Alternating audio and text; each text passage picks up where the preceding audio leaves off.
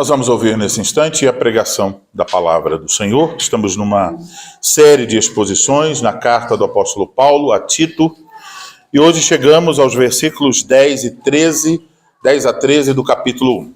Inicialmente faremos uma leitura no capítulo 1, versículos 1 a 9, será a nossa leitura, e o texto da pregação, então, versículos 10 a 13, da epístola de Paulo a Tito.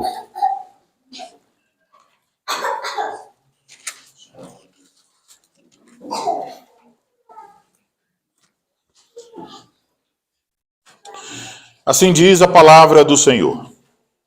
Paulo, servo de Deus e apóstolo de Jesus Cristo, para promover a fé que é dos eleitos de Deus e o pleno conhecimento da verdade segundo a piedade, na esperança da vida eterna, que o Deus que não pode mentir, prometeu antes dos tempos eternos, e em tempos devidos manifestou a sua palavra mediante a pregação que lhe foi confiada por mandato de Deus, nosso Salvador. A Tito, verdadeiro filho, segundo a fé comum, graça e paz da parte de Deus Pai e de Cristo Jesus, nosso Salvador. Por esta causa te deixei em Creta, para que pusesses em ordem as coisas restantes, bem como em cada cidade, constituísses presbíteros conforme te prescrevi. Alguém que seja irrepreensível, marido de uma só mulher, que tenha filhos crentes, que não são acusados de dissolução, nem são insubordinados. Porque é indispensável que o bispo seja irrepreensível como despenseiro de Deus, não arrogante, não irascível, não dado ao vinho, nem violento, nem cobiçoso de torpe ganância.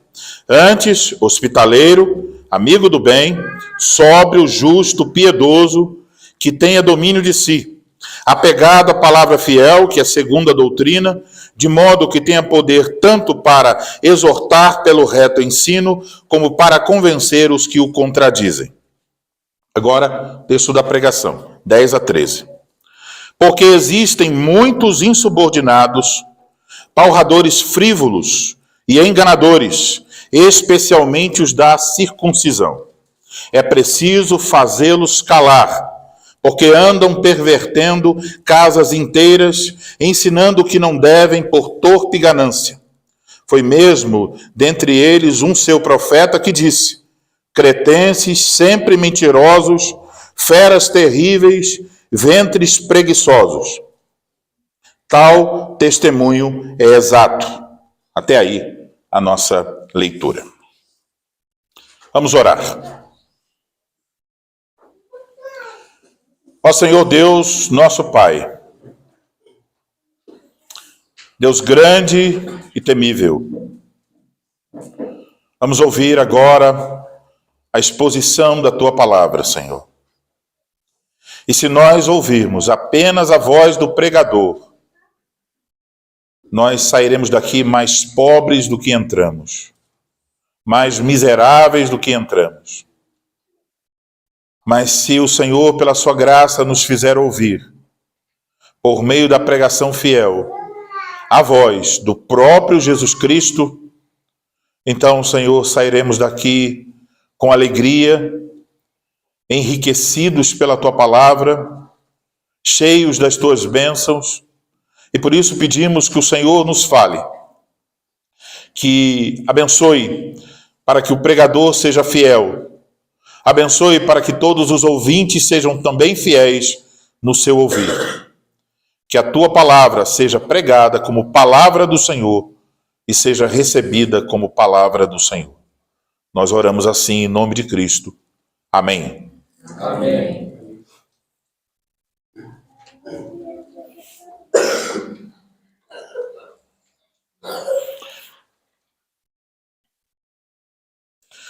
Amada Igreja do nosso Senhor Jesus Cristo, desde o princípio do mundo, Satanás tem procurado distorcer e contrariar a palavra de Deus. Vocês podem lembrar que no Jardim do Éden, Deus disse: de toda a árvore do jardim comerás livremente, mas da árvore do conhecimento do bem e do mal não comerás. Então, Satanás disse a Eva: é assim que Deus disse? Não comereis de toda a árvore do jardim? Deus disse: porque no dia em que dela comeres, certamente morrereis. E Satanás disse: é certo que não morrereis. Foi assim também no início das igrejas do Novo Testamento. E a igreja em Creta, alvo desta carta de Paulo a Tito, não foi exceção. Vocês lembram? O evangelho tinha sido pregado ali, os eleitos de Deus haviam crido, e agora Tito estava em Creta como representante do apóstolo Paulo, junto às igrejas daquela ilha, para colocar em ordem as coisas restantes. Isso é o que fica bem claro no versículo 5. E como nós ouvimos nos últimos domingos, uma das primeiras coisas para colocar em ordem nas igrejas em Creta era realizar a eleição de presbíteros em cada cidade. Agora, devemos nos perguntar, por que esse assunto aparece logo no topo das prioridades apresentadas pelo apóstolo Paulo? Por que se fazia urgente a nomeação de homens qualificados para exercerem o ofício de presbíteros nas igrejas em Creta? Nós podemos encontrar a resposta no versículo 10. Observe que no início do versículo 10, você encontra uma conjunção. Por quê? Diz o início do versículo de número 10. Essa conjunção, por quê, liga o parágrafo anterior, ou seja, a eleição de presbíteros como homens qualificados para pastorearem a igreja de Cristo, versículos 5 a 9, liga isso. Então, por que tem que escolher homens assim? Porque, e aí então, temos este parágrafo do 10 ao 16. Isso quer dizer que a razão pela qual Tito deveria constituir presbíteros nas cidades em Creta deveriam ser homens qualificados. A razão para isso é porque havia também lá muitos falsos mestres que estavam, na linguagem de Paulo, desencaminhando famílias inteiras nas igrejas em Creta. Observe que Paulo menciona que eram muitos falsos mestres. Então, mais uma vez, Satanás estava contrariando a palavra de Deus. Para isso, na igreja em Creta, ele estava usando homens que tinham feito a si mesmos mestres. Eles não foram chamados pela igreja, eles se apresentaram como homens capazes de ensinar as famílias da igreja. Esses homens estavam contaminando as igrejas em Creta com falso ensino. E por isso, o segundo passo de colocar as coisas em ordem aparece aqui em nosso texto.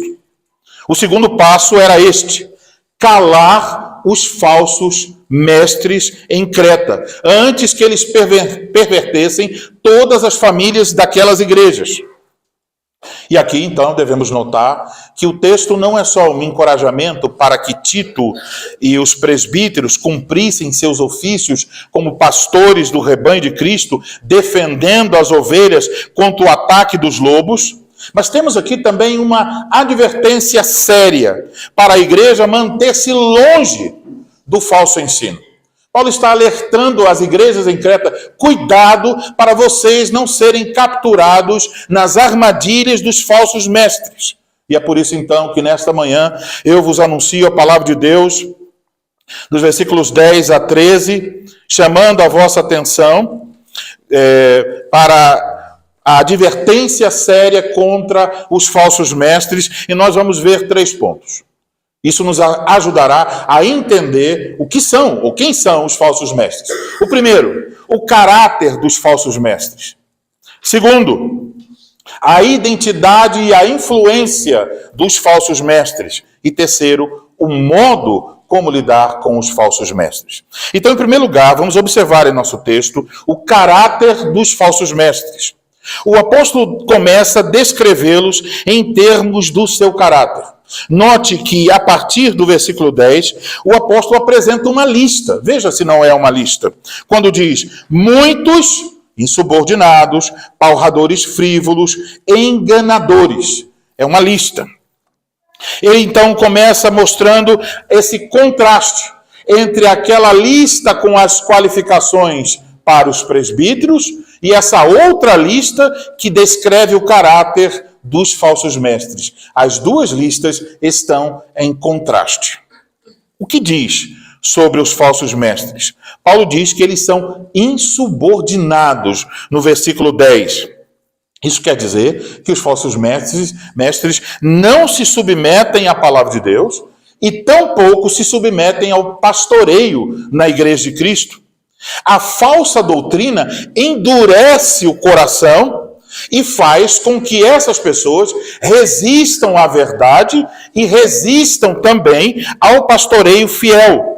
Isso implica dizer que eles se tornam incorrigíveis, endurecidos, insubordinados.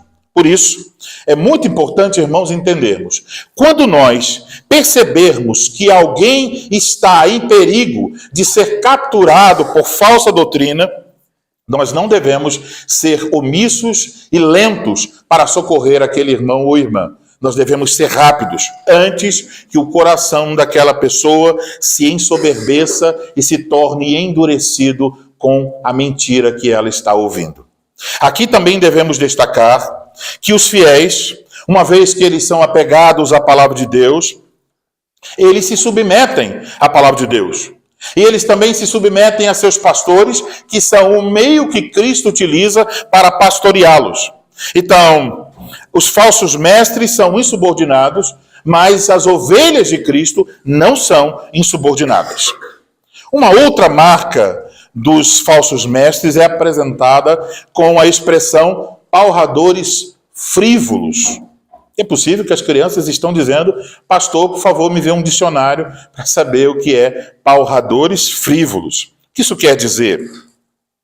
Isso quer dizer que eles são homens que falam muito, mas suas palavras são vazias, são inúteis, são infrutíferas. Falam e não tem nenhum efeito, não tem nada edificante, não tem nada transformador do poder do Evangelho. Nesse contexto, isso se refere ao fato de que os falsos mestres tinham uma preferência de assuntos. Essa preferência de assuntos é mencionada no texto quando diz que eles gostavam de fábulas judaicas e mandamentos de homens. Então eles podiam contar algumas histórias sobre Adão que não estão na Bíblia. Poderiam falar sobre Moisés e Elias, histórias que também não estão na Bíblia. Fábulas.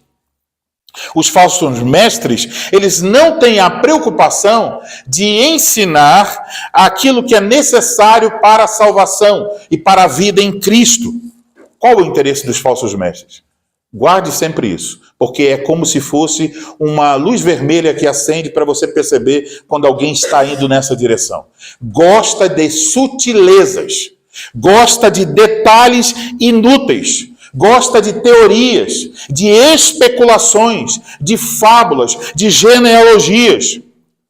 Era sobre isso que os falsos mestres estavam discutindo. Coisas assim são coisas que tendem a fascinar a mente das pessoas simples, de tal maneira que alguém, quando começa a estender a mão em direção a essas especulações e sutilezas da doutrina, acaba deixando aqui o Evangelho de lado. Outra característica dos falsos mestres, o apóstolo diz que eles são enganadores. Isso é, eles têm uma capacidade para iludir as pessoas. Como é que eles conseguem isso? O modo mais eficaz de enganar uma pessoa. Isso é válido no comércio, isso é válido nos golpes que você encontra na internet, isso é válido também no que diz respeito ao ensino do Evangelho. Qual é a coisa mais eficaz para atrair uma pessoa e enganá-la? É oferecer a ela exatamente aquilo que ela deseja. É isso. Certa vez ouvi sobre um delegado dando uma entrevista e ele dizendo sobre um golpe que estava sendo dado na porta dos bancos com senhoras de uma certa idade. A senhora ia lá buscar o seu pagamento e alguém aparecia e dizia: olha, eu estou desesperado, meu filho está doente e eu não tenho como socorrer meu filho, mas ontem aconteceu uma coisa, eu ganhei na loteria, eu ganhei 10 mil na loteria, se a senhora me der 2 mil reais, eu lhe passo o bilhete que eu ganhei. E era um bilhete de um dia posterior ao prêmio, com data adulterada. Ela olhava o jornal e via: bate, tome aqui 2 mil, me deu o bilhete. Quando ia na loteria, não, isso aí não tem nenhuma validade. E aí então o repórter disse: mas coitadinhas das senhoras, por que elas estão caindo nesse golpe? E o delegado disse: por causa da cobiça. Elas se tornam uma presa fácil porque elas querem dinheiro fácil. Todas as vezes que você quer uma coisa fácil, os exploradores vão apresentar isso e vão atrair a sua atenção. Veja lá, quando você encontra lá, por exemplo, uma poltrona que vale 5 mil reais e aparece lá no Google por 230 reais. Você paga, só nunca chega na sua casa. Porque senão é o preço real. É para enganar aqueles que têm um interesse naquilo que está sendo oferecido, uma facilidade enorme, uma vantagem irrecusável. Por isso, o apóstolo Paulo diz que nos últimos dias as pessoas amontoarão sobre si mesmas doutores, mestres, pastores, pregadores, conforme suas próprias concupiscências, o desejo do seu coração. Eu quero vencer. Vai ter o pastor que dirá que você vai vencer. Eu quero poder me divorciar e casar com uma, e se não gostar dela, caso com a outra. Vai ter o pastor que vai dizer isso que você quer ouvir. Eu quero me tornar rico. Vai ter o pastor que vai prometer que se você for para a igreja dele, você se torna rico. Então há um engano, uma mentira. Assim como Satanás, os falsos mestres não se importam de arrumar 1000 artifícios para enganar. Geralmente, a frivolidade no falar é acompanhado de uma linguagem impressionante, que atrai as pessoas. A pessoa diz: poxa, que homem piedoso, que homem santo, que homem sábio. Usam técnicas psicológicas para dar a aparência de autoridade, gritos, músicas, efeitos, uma série de coisas. Mas, uma vez que eles não estão falando a palavra de Cristo, tudo que eles estão falando não passa de vento, de coisa inútil e infrutífera. Suas palavras não só não edificam, elas enganam, e por isso elas levam à destruição, como diz o apóstolo. Eles enganam principalmente as pessoas mais fracas, simples, que não estão olhando para o ensino da Bíblia. Agora, olhemos para o versículo 12. Nesse versículo 12, o apóstolo está fazendo uma citação. Ele fala de um profeta entre eles. Não é um profeta entre os falsos mestres. É um profeta entre os cretenses. Ele está mencionando um homem chamado Epimênides. Epimênides foi um poeta, um homem religioso lá em Creta, no século 6 a.C. Ele foi considerado pelos cretenses, de modo geral, como alguém que escreveu poesia, mas que era um representante dos deuses. Ele não é profeta aqui no sentido bíblico, mas no sentido de ser profeta considerado pelos cretenses como profeta dos deuses. Epimênides, em um dos seus poemas, descreveu os cretenses. O que Epimênides disse sobre os cretenses? Ele disse sobre os cretenses: eles são mentirosos, feras terríveis e ventres preguiçosos. Ele está fazendo uma referência no seu poema à má fama dos cretenses. Isso, obviamente, não quer dizer que todos os cretenses eram assim, mas o que Paulo está dizendo é o seguinte: olha, o que Epimênides disse sobre os cretenses, nós podemos aplicar perfeitamente aos falsos mestres cretenses que estão entre vocês. E o que foi que ele disse? Temos, então, mais 3 marcas do caráter dos falsos mestres. São sempre mentirosos. Isso combina com o que ele acabou de dizer. Eles são enganadores. Por que as pessoas de Creta eram chamadas de mentirosas? Porque uma das coisas que eles diziam é que o túmulo de Zeus estava na ilha. Então havia no mundo antigo uma fama dos cretenses serem pessoas mentirosas. E nós temos no português um verbo e um substantivo que indica isso. A palavra cretismo e a palavra cretenciar. Cretenciar significa mentir. E vem da onde? Vem dos cretenses. Porque os cretenses tinham a fama de serem mentirosos, de enganar. Aqui Paulo aplica esse conceito aos falsos mestres. Ele diz que nos lábios dos falsos mestres não está a verdade. E isso mostra de quem eles são filhos. A outra expressão é que diz que os falsos mestres são feras terríveis. O que isso quer dizer? Está falando da brutalidade, da selvageria, da crueldade dos cretenses nos tempos antigos. Alguns até veem aqui uma referência também a Minotauro, aquele ser da mitologia grega. Minos, que era o rei, havia escondido em um labirinto em Creta. Então, o que Paulo está dizendo aqui é, olha, os falsos mestres são isso mesmo. São essa brutalidade que é comum aos cretenses, pode ser vista neles, são grosseiros. Eles não são amáveis, porque a razão de estarem falando, ensinando, montando igrejas, criando impérios, não é por amor às pessoas, é por amor a eles mesmos. Então eles não terão pena de pisar, de machucar, de ferir todos aqueles que não estão junto com eles e colaborando para o seu avanço. O apóstolo também diz que os falsos mestres são ventres preguiçosos. Isso não quer dizer que eles tinham preguiça de comer, é o contrário. Está dizendo que eles têm duas coisas, eles são preguiçosos e eles gostam de comer bastante. Então isso é para indicar não só a preguiça, mas a busca desses falsos mestres por uma vida boa, por prazeres, por comodidade, por regalias. Em resumo, os falsos mestres cretenses são descritos com essas palavras. Eles são insubordinados, infrutíferos no falar, enganadores mentirosos, brutos, preguiçosos e amantes dos prazeres. Portanto, amados irmãos, notem o contraste estabelecido aqui entre os falsos mestres e os presbíteros. Os presbíteros se submetem à palavra fiel. Prova disso são os frutos do evangelho que devem ser vistos na vida dos presbíteros. Os falsos mestres são insubordinados a essa palavra. Os presbíteros são apegados à palavra fiel. Os falsos mestres são apegados a coisas inúteis, a especulações. Os presbíteros ensinam para a edificação. Os falsos mestres ensinam palavras vazias. Os presbíteros promovem o pleno conhecimento da verdade. Os falsos mestres mentem. Os presbíteros são cordiais, amigos do bem, justos, piedosos. Os falsos mestres são brutos. Os presbíteros têm domínio próprio. Os falsos mestres são amigos dos prazeres.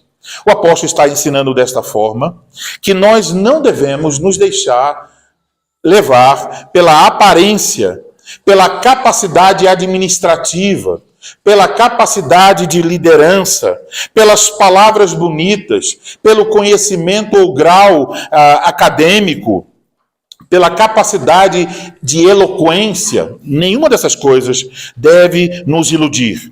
O que nós precisamos procurar se vamos ouvir a pregação fiel?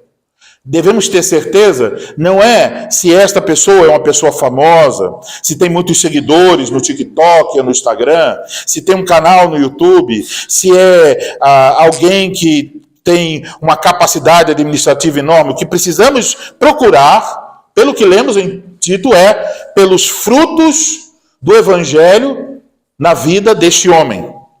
Leiamos mais uma vez Mateus, capítulo 7, que lemos semana passada, versículos 15 a 20. Mateus 7, do 15 ao 20. Acautelai-vos dos falsos profetas, que se vos apresentam, observe a palavra, disfarçados em ovelhas, mas por dentro são lobos roubadores. Como eu vou saber se é ovelha ou se é lobo, uma vez que a aparência é de ovelha? A resposta vem: pelos seus frutos os conhecereis. Colhem-se, porventura, uvas dos espinheiros ou figo dos abrolhos? Assim, toda árvore boa produz bons frutos, porém a árvore má produz frutos maus. Não pode a árvore boa produzir frutos maus, nem a árvore má produzir frutos bons. Toda árvore que não produz bom fruto é cortada e lançada no fogo. Assim, pois, pelos seus frutos os conhecereis. Então é o que Paulo está ensinando aqui. Olhe para o caráter. Uma ocasião, eu dando aula num seminário, e uma irmã aproximou-se e disse algumas coisas sobre o pastor da sua igreja. E eu disse a ela: bom, se o que a senhora está dizendo é verdade, a senhora deve se afastar imediatamente. Entre essas coisas, o assédio desse homem em relação a ela.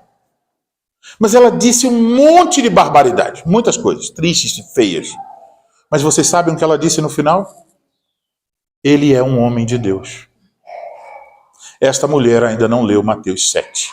Ou ela estava mentindo, acusando um homem de Deus falsamente, ou ela ainda não entendeu que a árvore boa só pode produzir bons frutos e a árvore má só produz frutos maus. Então você começa olhando do fruto para a árvore. O fruto é bom, a árvore é boa. O fruto é mau, a árvore é má. E não tem como fugir a esta regra instituída pelo próprio Deus. Segundo ponto.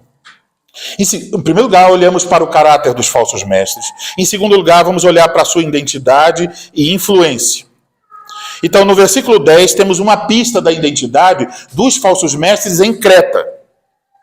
O apóstolo diz: são principalmente os da circuncisão. O que ele quer dizer? A questão não parece ser aqui que esses homens achavam que a circuncisão era necessária para a salvação, como, por exemplo, no caso lá dos falsos mestres entre os Gálatas. Não é esse o caso aqui. Conforme se lê em Atos 2:11, havia judeus em Creta e, ao que parece, judeus dentro dessas igrejas em Creta. E esses judeus são justamente os homens que estão sendo voltados para lendas judaicas, mitos, genealogias, fábulas intermináveis. Então eram pessoas que antes eram judeus, adentraram as igrejas em Creta, mas estão trazendo uma bagagem dos seus interesses no judaísmo. Será que isso parece similar ao que nós encontramos hoje? Então, eram pessoas que agora estavam seguindo fantasias e especulações inúteis. É possível que eles estavam até usando o fato de serem judeus para dizer aos irmãos: olha, você é gentio, você não sabe de nada, mas eu sou um judeu da tribo, sei lá, de Levi, e você não conhece as coisas, mas eu conheço, estude comigo, venha aprender aqui as coisas que eu tenho a dizer a você. E no versículo 11, então já sabemos a identidade, eram judeus que amavam essas minúcias, mas no versículo 11 se lê sobre a influência deles. Os falsos mestres em Creta estavam promovendo uma confusão na igreja. Olha a expressão no versículo 11: pervertendo casas. Casas aqui é famílias. Pervertendo casas inteiras.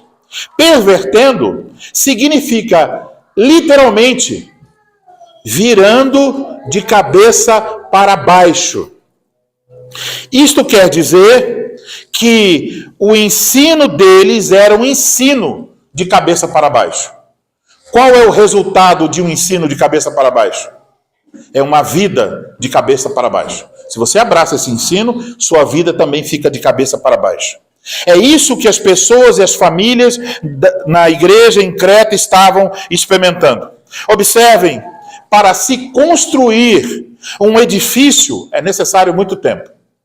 Mas para destruí-lo, você precisa de poucos dias. Tito, como pastor, deveria então proteger essas famílias. Agora, como é que os falsos mestres pervertiam famílias inteiras? Veja o versículo 11. Ensinando o que não convém. Isto é, o que eles estavam ensinando não era de acordo com a doutrina dos apóstolos. Eles estavam ensinando algo contrário aos apóstolos. Por isso diz que eles são contradizentes. O que eles contradiziam era o ensino dos apóstolos. Eles estavam se colocando em oposição ao evangelho. Se perguntarmos qual a motivação dos falsos mestres, a resposta vem a seguir. Qual a motivação? Por torpe ganância, ou seja, por lucro financeiro. É um lucro vil, porque se fundamenta em mentiras, em engano. Então, a esse desejo por lucro financeiro, geralmente podemos somar outras motivações. A motivação de popularidade e a motivação de ter poder, de ser o maioral, o cabeça, o líder de todas as pessoas que estão na igreja. E essas coisas têm levado milhares de pastores a dizerem exatamente o que as pessoas querem ouvir, a serem os doutores segundo a concupiscência dos seus ouvintes.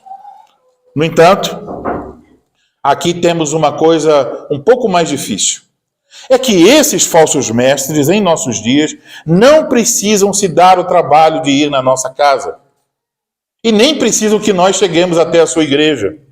Eles vão falar a milhares, a milhões de pessoas através da internet. E eles vão certamente investir grandes quantias para fazer divulgação. E as redes sociais vão dizer, por exemplo, se você digitar assim, olha, judaísmo, provavelmente em algum momento aparece um vídeo pago sobre judaísmo sendo oferecido a você no YouTube. Muito dinheiro investido com propaganda. Muitas técnicas psicológicas sendo exercidas para atrair multidões. Por vezes, a doutrina desses homens é claramente perniciosa. Por vezes. Mas, meus irmãos, muitas vezes, a doutrina desses homens é escondida, não aparece tão claramente. O veneno, muitas vezes, é sutil. Eles fazem mal, não pelo que eles falam, mas fazem mal pelo que eles escondem. De maneira que alguém ouvindo esses pregadores, ouvindo o pregador, poderá dizer, rapaz, eu estou com a impressão que tem alguma coisa que não está legal, não está funcionando, não está batendo. Eu leio a Escritura durante a semana e quando eu ouço agora, algumas coisas batem, mas está faltando alguma coisa. Tem alguma coisa que não está sendo me dita, não me disse. E aí, quando uma pessoa tem essa impressão, ela fica assim, olha, como o veneno vem de maneira sutil, a pessoa fica com a impressão, mas nunca vai ter coragem de dizer o quê? Esse homem é um falso mestre. Porque não ouve, ele não pregou contra a doutrina da Trindade, ele não falou uma besteira grande. Aí a pessoa fica com a impressão, mas nunca dirá, ele é um falso mestre. Podemos ilustrar isso da seguinte maneira. Imagine que você vá ao nutricionista. E o nutricionista disse para você, diga lá, olha, eu estou precisando ter uma alimentação equilibrada com todas as vitaminas necessárias para o corpo humano. E eu só vou comer aquilo que você colocar aí na minha dieta. E aí você contratou o nutricionista. O nutricionista vai e prepara uma dieta para você. Mas ele é um sem vergonha que não faz o seu trabalho direito. Aí ele coloca lá comidas que tem vitamina D, que tem vitamina E, que tem vitamina K. Mas ficam excluídas as comidas que têm vitamina A, vitamina B e vitamina C. Eu pergunto a você, tomar a vitamina D, E e K fará mal a você? Não, é vitamina. Você vai receber e vai dizer, ele está cuidando de mim, ele está me alimentando, ele está dando coisas boas para eu comer e boas vitaminas. Você nunca chamaria ele de um nutricionista falso, porque ele está dando alguma coisa a você. Mas agora eu pergunto, dando apenas D, E e K, você está sendo alimentado? Bem? Está tendo uma dieta saudável que tornará você mais forte, vivo? A resposta é não. E a longo prazo, o que pode acontecer? Você pode ficar doente e você pode morrer com essa dieta que é só pela metade. Quando você estiver doente e vier outro nutricionista e disser, olha, rapaz, você não tem no seu corpo vitamina A, B e C, você está doente por isso. Você diria o quê? Ah, foi o santo homem nutricionista que estava cuidando de mim. Provavelmente você diria, que miserável, me enganou todo esse tempo, me dando apenas uma parte das vitaminas. Agora você vai chamá-lo de falso. Quando essas coisas vêm à tona. Note que nesse caso, o problema não está no que o nutricionista oferece, mas naquilo que ele deixa de fora. Um nutricionista, assim, coloca em perigo a vida dos seus pacientes. Mas eu tenho uma notícia pior. Um pastor, assim, coloca o destino eterno de uma pessoa sob perigo. Pois nós precisamos não apenas de uma parte do conselho de Deus, nós precisamos de todo o conselho de Deus. Irmãos, mais importante que saber sobre a fidelidade de um nutricionista, de um médico, é saber da fidelidade de um ministro da palavra. Porque vocês estão ouvindo a exposição da palavra. E como eu disse, na catequese, muito da pregação de hoje não passa de placebo. A pessoa está ouvindo, mas não é Cristo falando. Não é Deus mudando sua vida. É apenas um monte de enrolação. E já disse, faça o teste que você verá. Escreva a pregação desta pessoa. Tire os gritos, tire as luzes, tire as línguas, tire tudo e deixe só a verdade. E você vai ver que não passa de enrolação, de mentiras juntadas de uma certa forma para criar um certo impacto. Isso não passa de placebo. É água com açúcar. Tem um efeito psicológico. A pessoa toma e diz, eu fiquei melhor. Eu estou sendo alimentado. Eu estou sendo fortalecido. Mas não. Isso pode dar a sensação de bem-estar, mas no final é veneno que mata. Cristo não está falando quando não há fidelidade na exposição da palavra. E quando isso não acontece, a vida de quem ouve não muda. Você não se torna mais parecido com Cristo.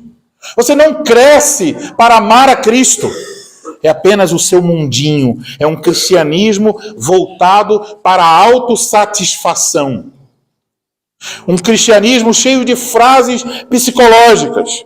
Você pode, você consegue, você vai vencer, Deus tem o melhor para você, você vai conseguir, um monte de coisa. Olha, Deus tem algo grande para você.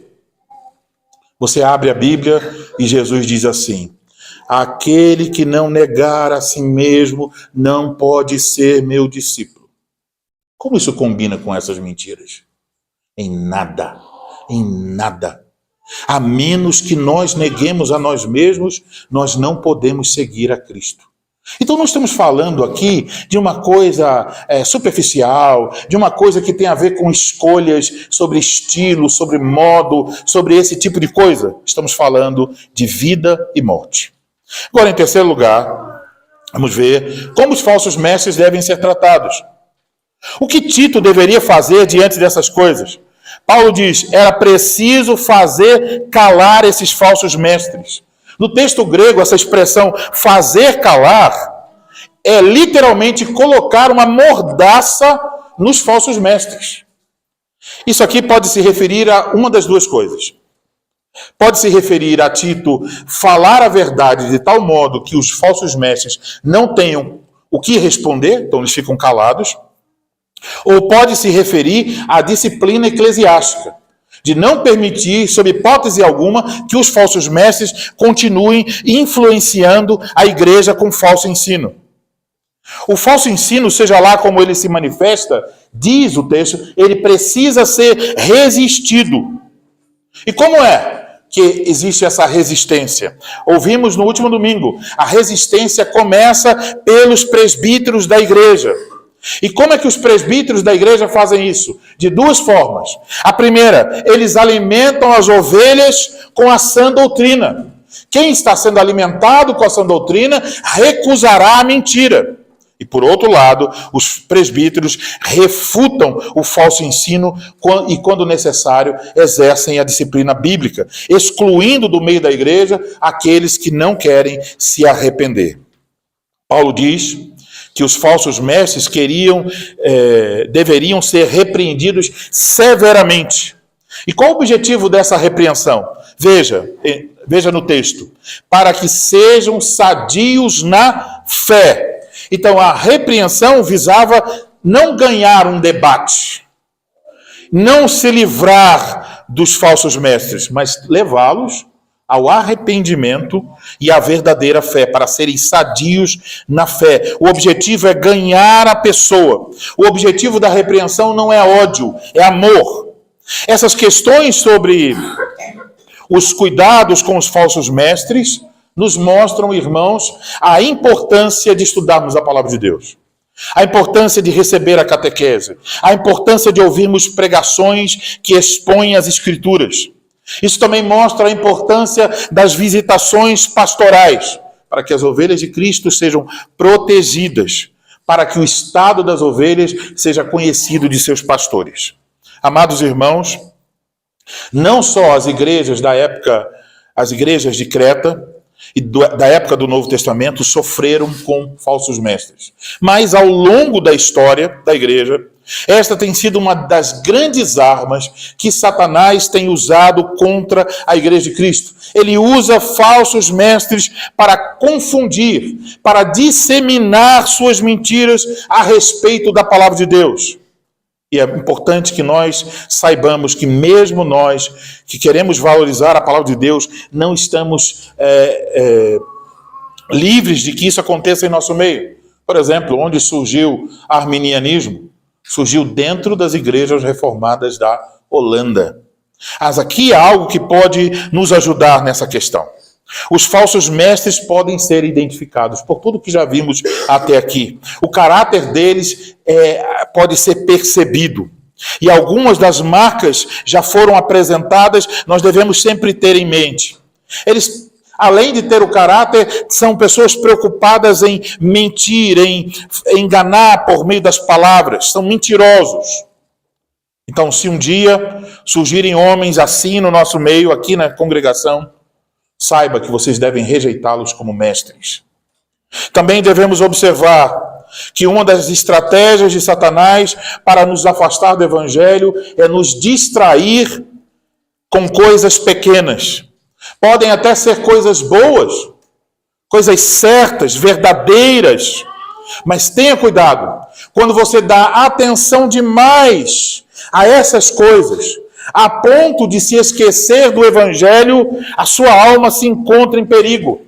Porque o diabo usa até coisas boas para destruir a nossa vida, para nos afastar do Evangelho e do que é realmente importante.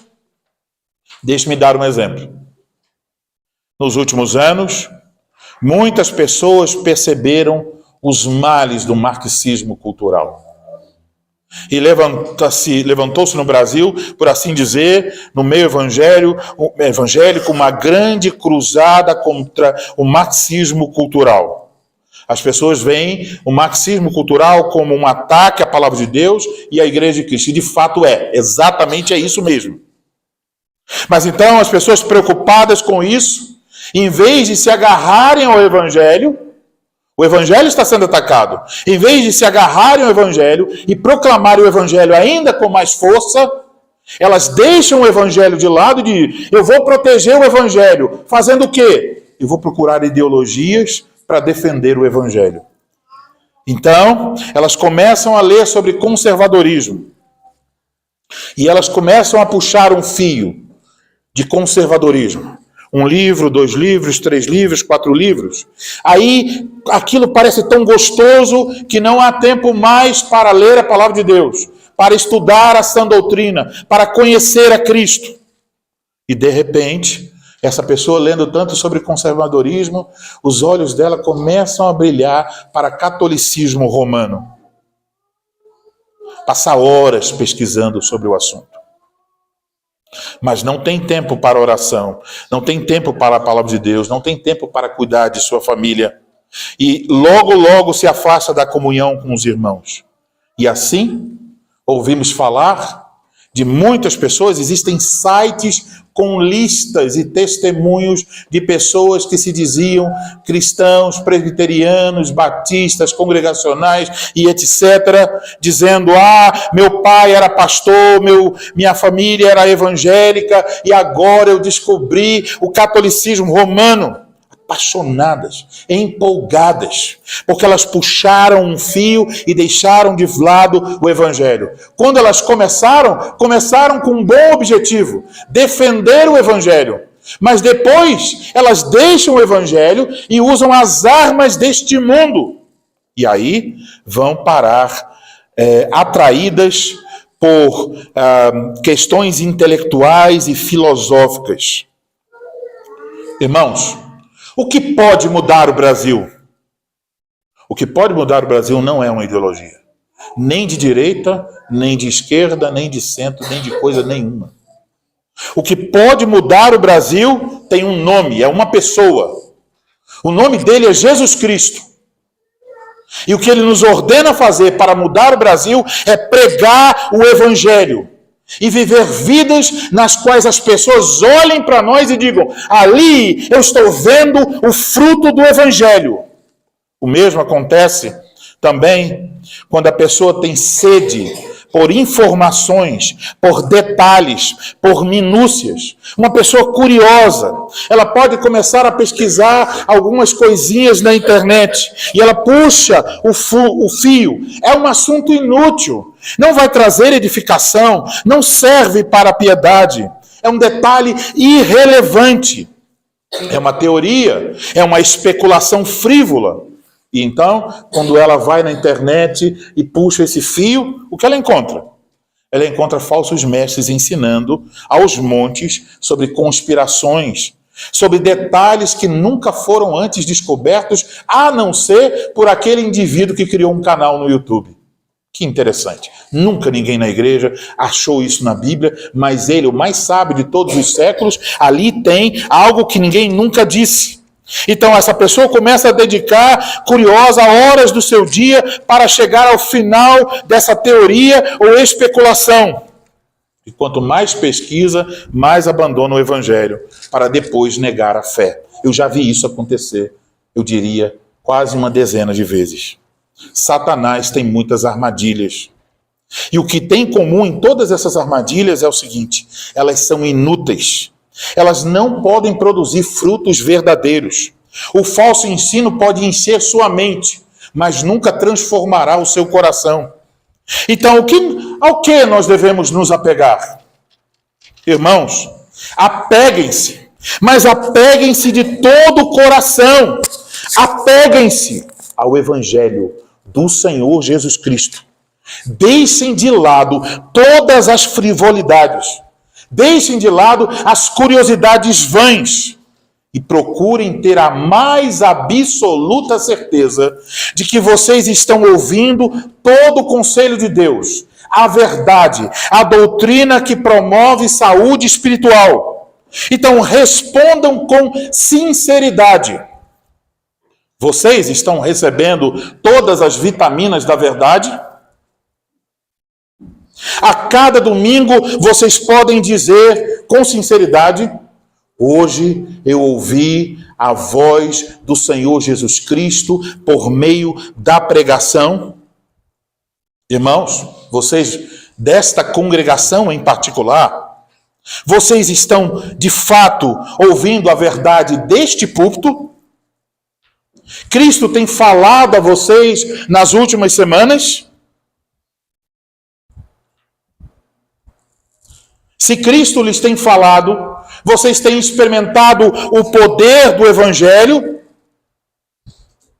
Se Cristo não lhes tem falado por meio da pregação nesta congregação, corra daqui. Fuja pelo bem da sua alma, não volte mais aqui. Se Cristo não está falando com você, se você nas últimas semanas pode dizer, eu só ouvi embromação, mentiras e enganos, por mais que o pastor possa ser legal com você, para o bem da sua família e da sua vida, corra daqui, porque seria muito perigoso estar ouvindo mentiras e verdades recortadas, vitaminas insuficientes.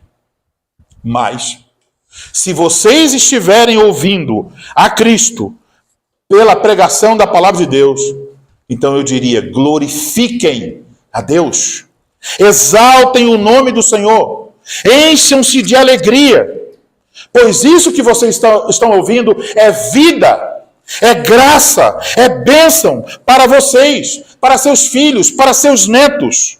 Glorifiquem a Deus, porque não há um privilégio tão maravilhoso como este no mundo inteiro.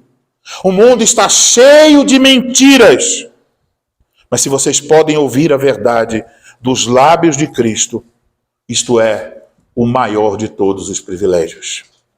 Se este é o seu caso, se você acha que sim, então ore para que o Evangelho venha até a vida de vocês com tanto poder, com tanta clareza, com tanta eficácia, que vocês sejam lâmpadas tão luminosas que não haja como alguém não perceber que Cristo está na vida de vocês. Que seja impossível esconder os frutos do Evangelho em suas vidas. Que as pessoas olhem para vocês e digam, ei, rapaz, o que está acontecendo com você? Nos últimos meses eu estou vendo alguma coisa diferente. Eu estou percebendo uma mudança. Os seus interesses, os seus desejos, as suas falas, as suas conversas estão num rumo diferente. O que está vendo?